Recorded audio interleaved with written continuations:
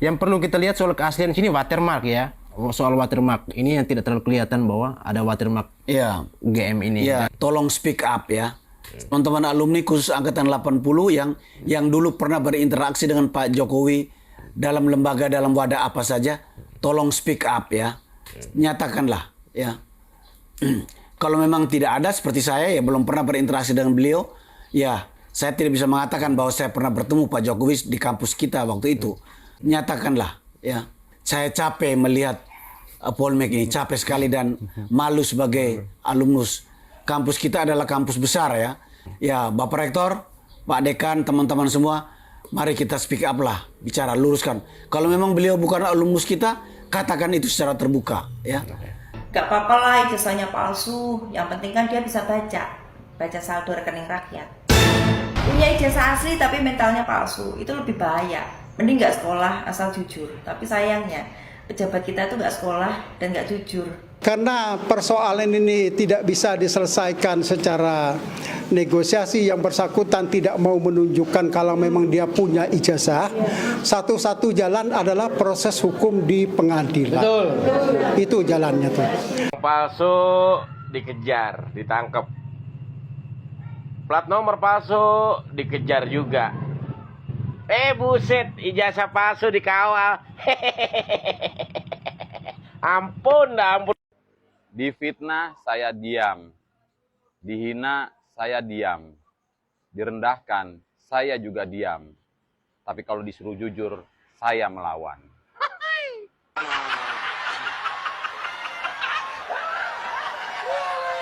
Mata minus itu bisa berkurang kalau pakai lasik doang, yang ngurus juga dokter mata, SPM. Jadi mata minus itu tidak bisa berkurang dengan apapun. Bisanya dibawa ke dokter mata, pakai kacamata, soft lens, kontak lens, atau kerat lasik. A few moments later. Tapi yang paling tidak bisa dihindari adalah pemakaian kacamata. Oke. Ya, kacamata ini mau dioperasi lasik sekalipun, ya, itu tidak akan bisa kalau kacamatanya kan kacamata kiri yang sangat tebal. Dan operasi lasik itu baru ada tahun berapa? Ya kan. Jadi A few inches later. Ini parahnya.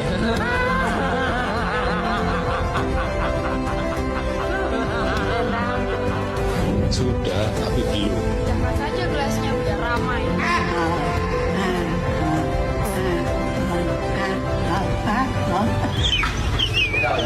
Saya hanya mengatakan UGM tampil ke depan sebagai satu lembaga perguruan tinggi terkemuka di negeri ini, nunjukin fakta otentik mengenai bahwa Jokowi itu adalah alumni. Sebenarnya sudah ada beberapa langkah ya, yang menunjukkan bahwa UGM menunjukkan bahwa Jokowi adalah alumni ya. Mantan dekan pernah bersaksi ya, saya pernah lihat di videonya ya. Bahkan Pak Ganjar Pranowo sebagai ketua alumni pernah memberikan kartu anggota Kagama kepada Pak Jokowi. Bahkan mahasiswa-mahasiswa yang mengkritik Pak Jokowi pernah memberi gelar Jokowi adalah alumnus yang paling memalukan.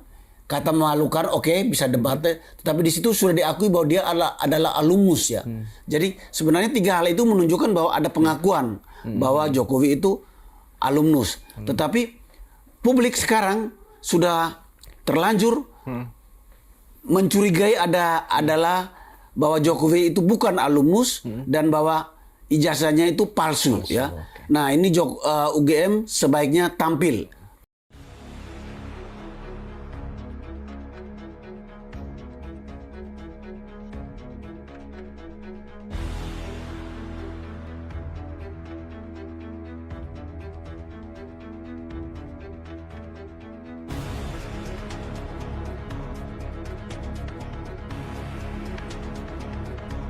Pengadilan secara terbuka, nanti keputusan pengadilan itu yang akan menjadi komitmen dan konsistensi ataupun terus buat kepercayaan buat masyarakat. Sementara Jokowi sendiri kan sekarang mengumpet-ngumpet permasalahan. Jadi wajar dong kalau masyarakat berasumsi kalau ijazah Jokowi ini palsu. Betul nggak? Bang Putu ya, Iya kan, jangan diborong semuanya Bang. Biar nanti yang lain silakan. Maaf. Saya sambung dulu Lanjut. ya. Sebentar Bang Moderator, saya sambung dulu baru masuk Bang Apanda. Ya, silakan. Assalamualaikum, selamat malam. Malam, silakan. Oke, assalamualaikum, selamat malam teman-teman semua. Salam kenal. Salam. Ya, mungkin Bunda ditahan dulu ya Bang. Mungkin Bang Apanda ada mau ditambahi, dibantah, bisa nggak? Silakan. Enggak sih, dari tadi saya dengar dari bawah itu. Aku sendiri juga kurang begitu ini. Cuma kalau bagi aku itu masalah ijazah asli atau palsu itu. Kalau Mbak perempuan tadi bilang ini nih Jokowi. Kenapa orang sekarang lebih ini ke Jokowi? Karena seorang Pak Jokowi itu adalah public figure dan dia adalah presiden tuh. Makanya kenapa ujung-ujungnya rakyat itu ya kita kan pengen tahu gitu loh bahwa kita ini mempunyai Betul. kita ini sebagai rakyat, kita ini kan pengennya punya bapak bangsa yang bisa dipertanggungjawabkan kan seperti itu. Betul. Kan nanti kalau pada ujungnya ijazah itu terbukti palsu, apa kata dunia? Indonesia itu ternyata gitu kan. Ijazah palsu pun bisa jadi presiden kan gitu kan, kesannya bangsa kita ini gimana coba? Betul. Setuju. Lanjut Bang. Mungkin untuk sementara itu dulu. Oke, kita dulu ya. Saya coba ke Bunda Suara Perempuan ya. Bunda dibuka ini ya Bunda. Bunda DM. Bunda Suara Perempuan. Bunda Imamia. Oke, Bunda Imamia dulu lah. Ya wes, Bunda Imamia. Terima kasih ya, memang beberapa hari ini sangat terus kita suarakan sambil menunggu tanggal 24 dari PN Yogyakarta yang tentunya dari Pak Muhammad Taufik sebagai penggugat ijazah mantan Presiden ke-7 Republik Indonesia untuk ijazah SMA ya. Dan kita tunggu juga mengenai masalah ijazah UGM-nya juga skripsinya, karena ada berbagai penemuan yang tentunya masyarakat sama-sama belajar juga meneliti dari para ahli-ahli seperti Bapak Rismon, Ray Suryo, kemudian Dr. Tifa dan lain sebagainya yang tentunya akan memberikan pembelajaran kepada kita yang bukan ahli digital forensik. Tapi setidaknya seperti itu ya cara penelitian suatu kasus atau suatu ijazah ataupun KTP yang mungkin dipalsukan dan lain sebagainya. Akhirnya membuka kepada publik bagaimana cara-cara mereka untuk menyelidiki tersebut. Ini memang sebuah pembelajaran untuk masyarakat dan akan menarik sekali ya, karena tentunya kasus ini tidak hanya masalah ijazah saja teman-teman, ternyata juga masalah mobil SMK ya yang juga digugat oleh masyarakat Solo ya. Tentunya ada beberapa orang yang menggugat.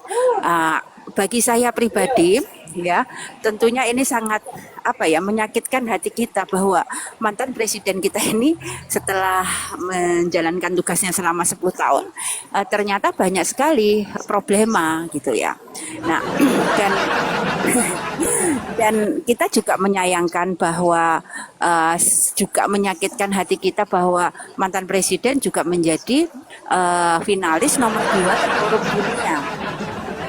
Nah, jadi seakan-akan akan dikejar sendiri untuk kesalahan ataupun kejahatan selama 10 tahun menjabat. Sebentar Bang Bodrek ya. Jadi teman-teman untuk memang udah turun itu udah asik lagi. Halo. Lanjut Bu, lanjut. Jadi lanjut. Kemudian masalah yang terbaru lagi ada sekitar 193 ya, kalau tidak salah 193 jenderal ya, mantan purnawirawan yang tentunya juga sudah mengirimkan surat kepada Presiden Prabowo yang memang saat ini belum ada balasan apakah surat itu sudah nyampe atau belum. Itu tentunya di situ juga ada Bapak Purnawirawan Jenderal TNI Bambang Tri ya, yang memang menjadi wakil presiden, sudah pernah menjadi wakil presiden. Ini sangat menggemparkan. Ya, jadi ada 8 tuntutan ya, yang tentunya seperti mereshuffle wakil presiden dan kemudian juga masalah pembahasan IKN. Ya, jadi ada 8 teman-teman. Teman-teman nanti bisa mencari sendiri informasi tersebut ya. Jadi ini kenapa semua jenderal turun gunung? Ternyata memang banyak permasalahan yang terjadi di negara kita, seakan-akan memang mantan presiden ke-7 Republik Indonesia ini ketika kita melihat ketua MK-nya adalah pamannya, kemudian wakil presidennya adalah anaknya, kemudian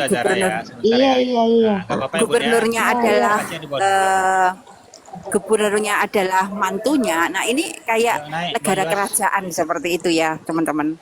Nah, mungkin itu dulu. Oke, terima kasih. Silakan lanjut yang lain. Surat perempuan mana, Bun? Ini aku, dulu. Dijeda dong. Ya. Surat perempuan mulu. Enggak, masa terjeda ini. Dengar apa kagak nih? Atau jangan-jangan mau juga nih? Dengar Bang Bodrek. Nanti saya penutup ya. Silakan. Bang Bodrek dulu silakan. Oke, Bang Bodrek silakan. Kayaknya masih penasaran ini. Habis ini Bang Zombie ya. Ya, nanti saya simpulan aja. Tapi Bunda DM-nya kan dinarasikan, dia punya ijazah dipastikan asli, tapi jadi pengangguran, nggak jadi apa-apa kan gitu. Tapi faktanya ada 2, kalau dia jadi pejabat, maka kebijakannya yang dijalankan. Tapi kan dia bukan pejabat, maka pikirannya yang dibutuhkan. Itu banyak undangan itu, diundang kemana-mana, siapa yang nggak tahu kan gitu. Terus soal ijazah, saya ini gini ya, nggak terlalu mengerti. Yang saya paham itu kan melihat dari ijazah saya sendiri. Ini kok ijazah kok pakai kacamata, terus di tahun 85, lulusan 85, tapi abjad tulisannya itu kayak udah modern. Ini yang bikin saya itu bertanya-tanya. Ragu ya. Ragu. Nah, itu abjad tulisannya itu kelahiran saya 85 itu belum ada itu. Saya rasa belum ada tulisan abjad itu kan udah kacamatanya pecah Bang Bodrek. Fotokopinya udah beredar kan itu kan. Nggak melihat aslinya.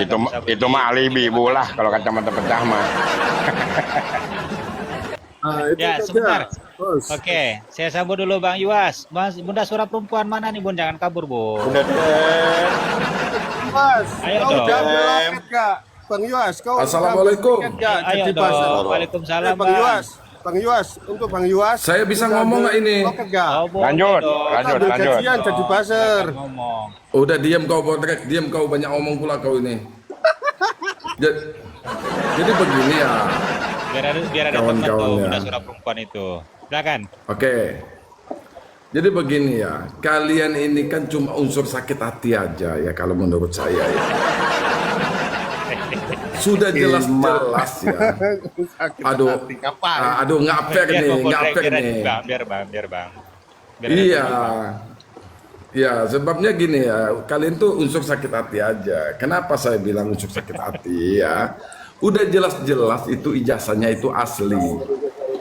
Kenapa saya mengatakan asli? Udah jelas-jelas loh apa yang dikatakan Opung Luhut, apa yang disampaikan oleh Erick Thohir, apa yang disampaikan oleh Wapres. Termasuk bukan sakit hati tapi sakit gigi saya, Bang Yuas. Aduh, gimana nih host? Belum apa-apa saya udah dikeroyok ini gimana ini ceritanya? Sabar dulu. Kasih dulu kesempatan. Oke, lanjut Bang, lanjut. Iya, jadi kita ini berpikirnya harus rasional ya. Jadi masalah ijazah itu sudah clear itu sebenarnya, bahwa itu tidak ada permasalahan. Ijazah Jokowi itu mulai dari SD sampai sarjana itu asli. Itu loh. Kalau kalian mengatakan palsu, ya mana yang palsunya? Tunjukkan nama saya. Kan begitu, baru fair. Cuma kalau kalian mengatakan itu cuma palsu tok, tapi belum ada keputusan yang valid dari pengadilan, dasar apa kalian mengatakan itu palsu? Kita ini kan berbicara tentang diadu aja ijazahnya sama-sama dari UGM. Aduh, host gimana nih host? Sampai kapan saya harus selesai nih narasinya kalau Tapi begini? gini Bang, maksudnya jangan terlalu panjang biar bisa nanti ada dibantah Bang. Enggak, iya. Saya tidak panjang. Cuma kalian aja merasa kepanasan aja. Sama-sama dari UGM. Iya, saya tidak panjang. Iya, sebentar Bang. Sebenarnya saya ini bernarasi itu nggak panjang, cuma yang mendengarkan saja, cuma agak kepanasan aja. Ya, sabar dulu kawan-kawan ya. Biar saya kasih penjelasan. Ya, Kurang apa lagi loh? Pernyataan Gubernur Sumatera Utara sudah jelas mengatakan itu asli, apalagi Ketua Umum PSI itu mengatakan asli. Terus kalian dasar apa mengatakan itu palsu? Sebentar Kang Dodi. Kan begitu. Harus ada dasarnya. Makanya saya selalu mengatakan Rismond harus ditangkap supaya ini clear permasalahan ini. Kalau Rismond ditangkap, pasti Rismond akan membukakan yang dia ketahui, yang berdasarkan penelitian dia pasti akan dibukakan. Makanya saya membuat